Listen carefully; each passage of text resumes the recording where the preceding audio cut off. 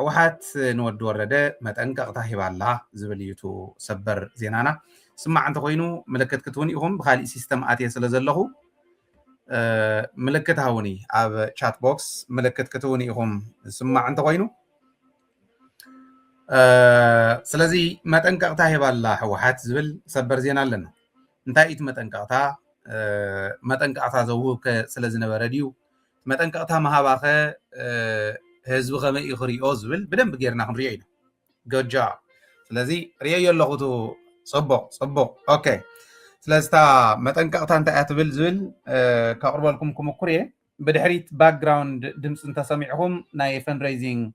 ኢቨንት ናይ ኸይድ ስለ ዘሎ ዝኒሄ ሙዚቃ እዩ እሱ ቀርከ ይብለኩም ካብዚኣ ምስ ወፃኹም ናብ ኣኼድኩም ዶኔት ከም ትገብሩ ኣባላት ደደቢት ከም ትኾኑ ምንም ጥርጥር የብለይን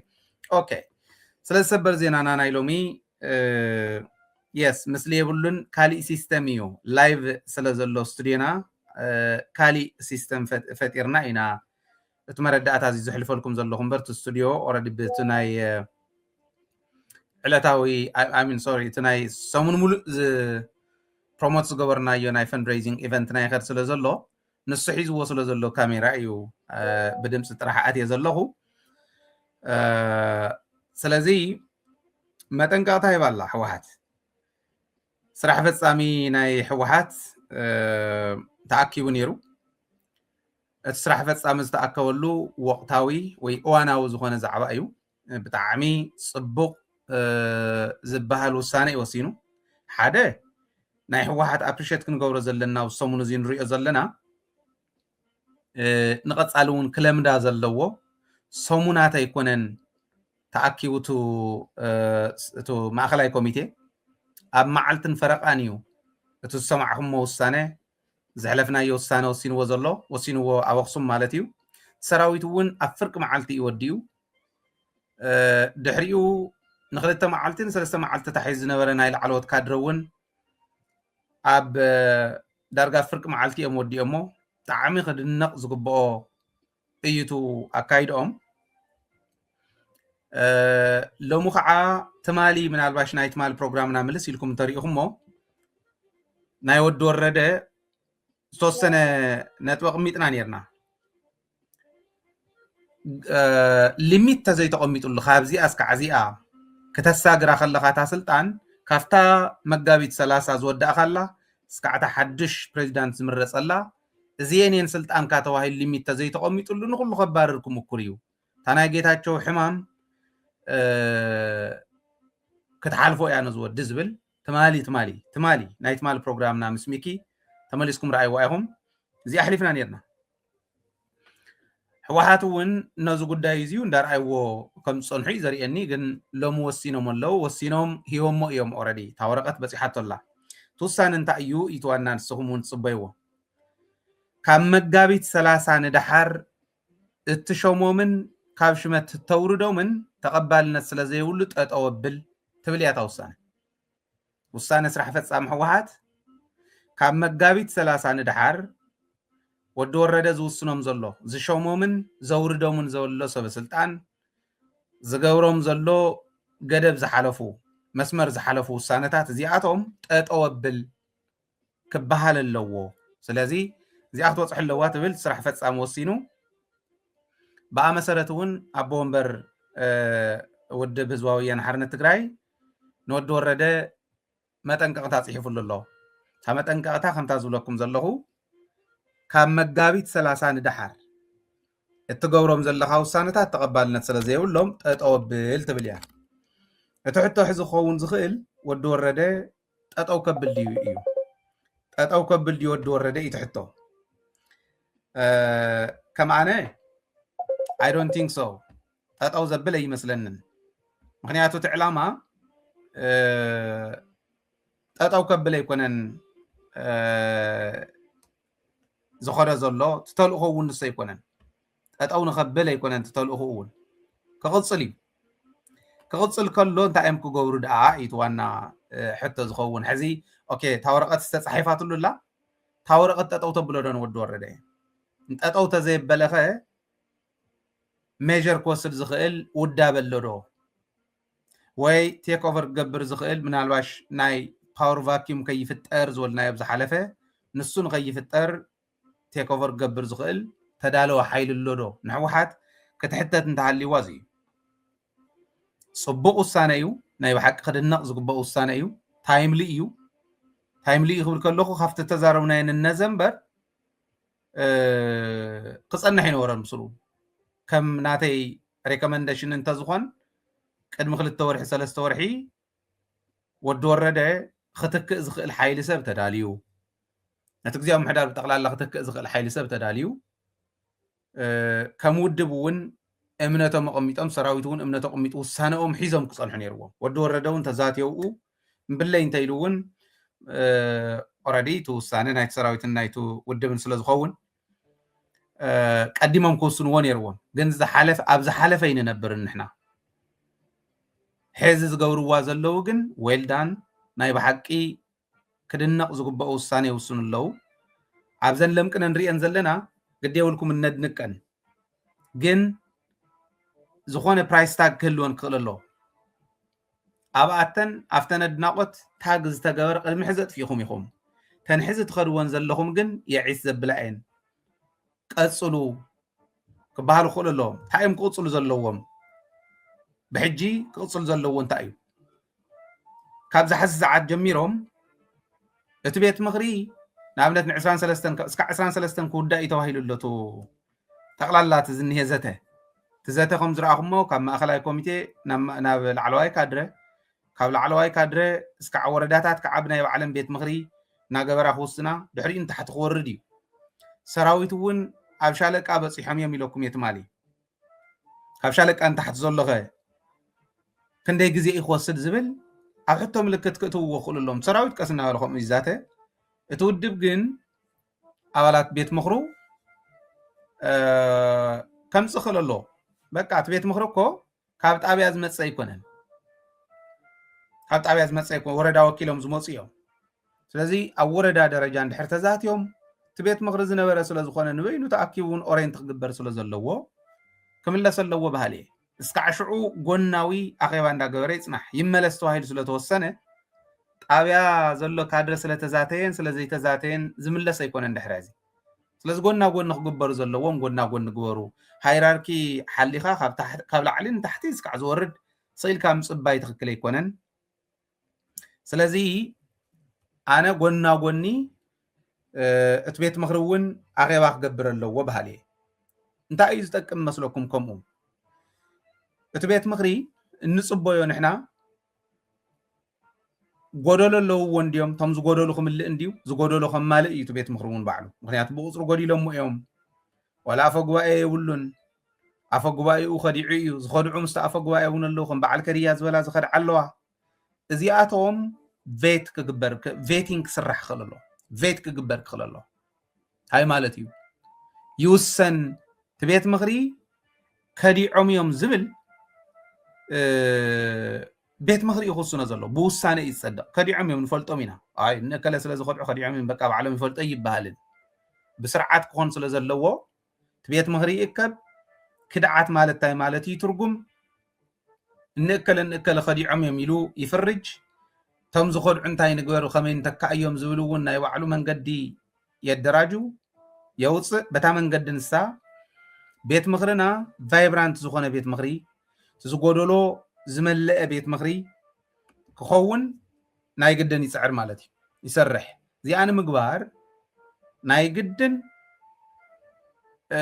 ሪኹም ዕለት 23 ተተወዲኡ ዕለት 23 ይመለስ ተባሂሉ ቤት ምኽርስ ካብ 23 ንድሓር ዝተወሰነ መዓልቲ ክወስደሉ እዩ ቬቲንግ ዝተወሰነ ኣዋጃት ንምውፃእ ኦቨርናይት እንዳተኣከበ ገለታት ተዘይውፅዎም ክነውሕ ይሕጂ እውን ማለት እዩ እታ ናይ ወዲ ወረደ ግብረ እከ ከዓ ክትቅፅል እያ ኣልዒሎም ከፍ ከየብልዎ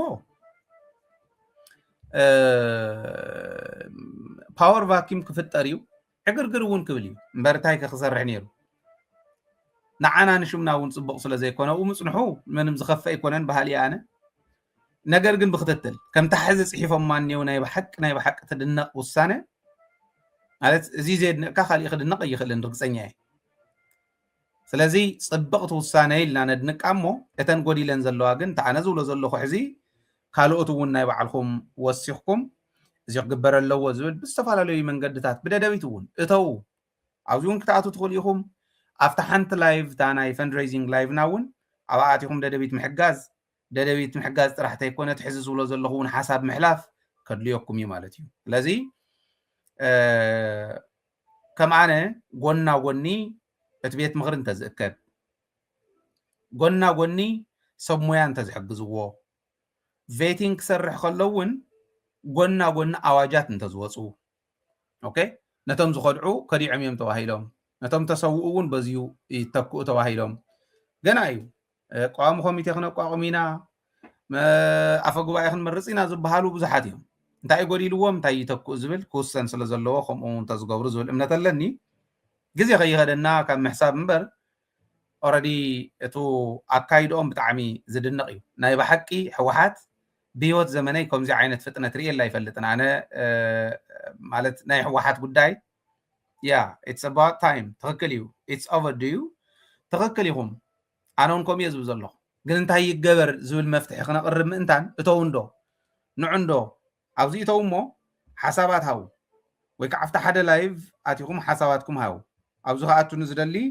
ይኸው ሊንክ ኣቕሚጠልኩም ኣለኹ ሓፃር ግዜ ኢና ክንወስደው እዙ ምክንያቱ ላይቭ ካሊእ ላይቭ ስለ ዘለና ናይ ፈንድሬይዚንግ ናብኡ ክኸይድ ስለ ዘለኒ ኣብዚኣ ዘለኹም እውን ፀኒሕኩም ትርእይዋ ነዚኣ እውን ሓደራ ዝብለኩም እተውን ኣብቲ ሓንቲ ላይቭ እሞ በተን ዝተፈላለያ መማረፅታት ደደቢት ሓግዙ እዚ ሚድያ ሳተላይት ቴሌቪዥን ክፍሊት ስለዝኸበደኒ ማለት ደሞዘይ ስለዝእቱ ዘለኹ ኣነን ክነብር ክትሕግዙን ኣለኩም ናፍቲኣ እውን እተው ናብዚኣ እውን ክትኣቱ ኣቕሚጠልኩም ኣለኹ ስለዚኣ እያ ብሂወት ዘመነይ ኢለኩም ኣነ ሕወሓት ከምዚ ፈጢና ርእየ ኣይፈልጥን ዋላ ብመለስ ዘመን ከም ዘለ ፈጣን ውሳነ ርእየ ኣይፈልጥን ፅቡቅ ኣለኹም ፅብቕቲ እያ እታ ውሳነ ተኣግድ እውን ክትግበር ኣለዋ ኢልናስ ትማሊ ኢና ናይ ትማሊ ፕሮግራምና ተመሊስኩም ረኣይዋ ትማሊ ኢና ቀሚጥና ንሕና ስለ ዝበልናዮም ገይሮም ኣይኮነን ዝብለኩም ዘለኹ ኣብ ሓደ ፔጅ ከም ዘለና ትጭንቅና ጭንቆም ምዃኑ እቲ ጭንቆም ጭንቅና ምዃኑ ኣብ ሓደ ህዝባዊ መትከል ከም ዘለና ዘርኢ ምዃኑ እዩ ዘልዕሎ ዘለኹ እምበር ንሕና ብወገንና ኢና ልዒልናዮ እሶም ብወገኖም እንዳመርመርዎ ተዘይቕንዩ እንዳረኣይዎ እንተዘይቕንዩ ከምኡ ኣይገብሩን ሰሎሞን ኪዳነ ዶክተር ሰሎሞን ኪዳነ ዝበሃል ናይ ኣክሱም ዩኒቨርሲቲ መምህር ክልተ ደሞዝ ዝበልዕ ዝነበረ ክልተ ደሞዝ ዝበልዕ ነርካ ኢኻ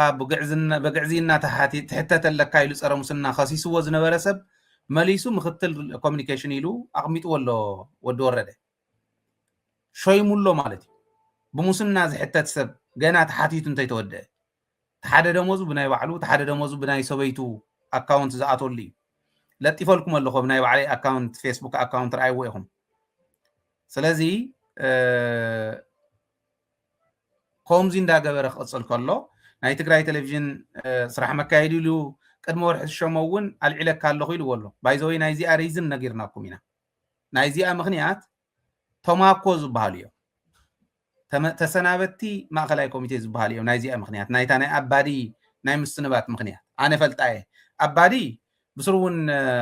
ኣዌርነስ ኣይነበሮን ክሰናበት ምዃኑ ኣነ ምስ ለጠፍኩ ዝተወሰኑ ሰባት ሓቲቶምን ነይሮም ቅድሚታ ወረቐት ምውፃእ ብሰለስተ መዓልቲ ኢና ረኺብናያ ንሕና እዝና ኣባዲ ቶም ቶማኮ ዝበሃሉ እንካሕለፍ እዮም ኢሎሞ እሕልፍ ዝበልዎ ተውሳነ ናይ ሕወሓት ንቃወሞ ኢና እዩ ባይዘወይ ክትጥንቀቑ እዩ ዘለኩም ንታሪኽኩም እውን ንሕና ተጠንቀቑ ትጠንቀቑ ንብል መጠንቀቕቲ ኮይንና እንተይኮነ ንታሪኽኩም በቃ ምስ ፅቡቕ ታሪኽኩም ክትነብሩልና ኢና ንደሊ ተሰናበቲ ማእኸላይ ኮሚቴ ማለት ተሰናቢቶም እዮም ኦረዲ እንታይ ኣለዎም መውዚ ክድግፍ ይኽእል እዩ